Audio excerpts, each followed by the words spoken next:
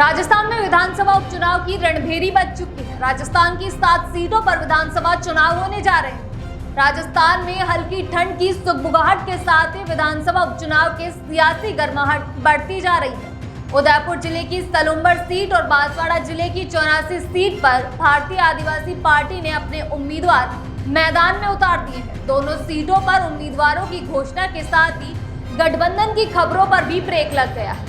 लोकसभा चुनाव की बात करें तो कांग्रेस और बीएपी ने मिलकर चुनाव लड़ा था और इस दौरान गठबंधन की जीत हुई थी।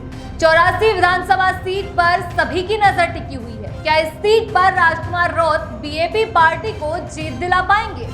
भारतीय आदिवासी पार्टी यानी बीएपी ने सलुम्बर विधानसभा उपचुनाव के लिए सबसे पहले अपने कैंडिडेट की घोषणा कर दी है। बीएपी ने एक बार फिर से जितेश कटारा को कैंडिडेट बनाया है।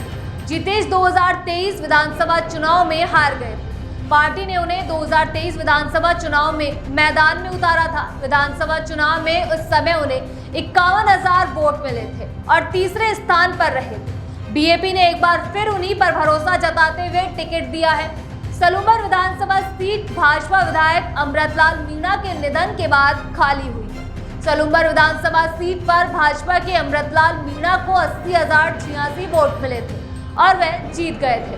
कांग्रेस के रघुवीर मीणा को 65,395 वोट मिले थे। वहीं बांसवाड़ा जिले की 84 विधानसभा सीट पर बीएपी ने अनिल कटारा को चुनावी मैदान में उतारा है। वह आपने सोशल मीडिया पर पोस्ट करते हुए लिखा कि राजस्थान उपचुनाव विधानसभा 84 के जनप्रतिनिधि सिलेक्शन प्रणाली के तहत कराई गई है।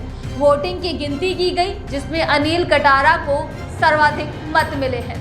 अनिल अभी जिला परिषद सदस्य हैं। वे राजकुमार रौत के सांसद बनने के बाद खाली हुई सीट से चुनाव लड़ेंगे। अनिल कटारा आदिवासी पार्टी के सक्रिय कार्यकर्ता हैं जो लगातार मैदान में दिखाई देते हैं। 84 विधानसभा सीट राजकुमार रौत के सांसद चुने के जाने के बाद रिक्त हुई थी। आदिवासी बाहुल्य इस सीट को बीएपी पार्टी का गढ़ माना जाता है।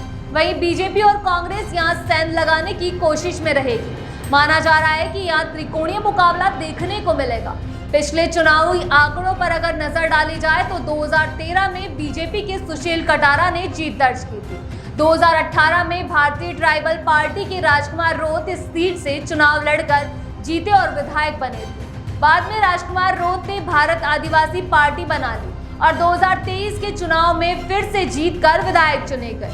लेकिन अब उनके सांसद बन जाने के बाद से इस सीट पर उपचुनाव हो रहा है। सलुम्बर सीट की अगर बात करें तो यहां से 2023 में हुए विधानसभा चुनाव के दौरान भाजपा के अमृतलाल मीणा ने कांग्रेस के रघुवीर सिंह मीणा को हराकर जीत अपने नाम की थी। वहीं भारतीय आदिवासी पार्टी के उम्मीदवार जितेश कटारा तीसरे नंबर पर रहे थे। अमृतलाल मीणा के निधन के बाद यह सीट खाली हो गई जिसकी वजह से यहां पर एक बार फिर से चुनाव करवाया जा रहा है। लोकसभा चुनाव 2023 में कांग्रेस और बीएपी ने डूंगरपुर बांसवाड़ा सीट पर गठबंधन कर चुनाव लड़ा था। ऐसे में कयास लगाए जा रहे थे कि विधानसभा उपचुनाव में सलुम्बर और 84 सीट पर कांग्रेस और बीएपी गठबंधन के तहत चुनाव लड़ेगी। लेकिन भारतीय आदिवासी पार्टी ने सलुम्बर और 84 से टिकट देने के बाद इन सभी चर्चाओं पर विराम लगा दिया है।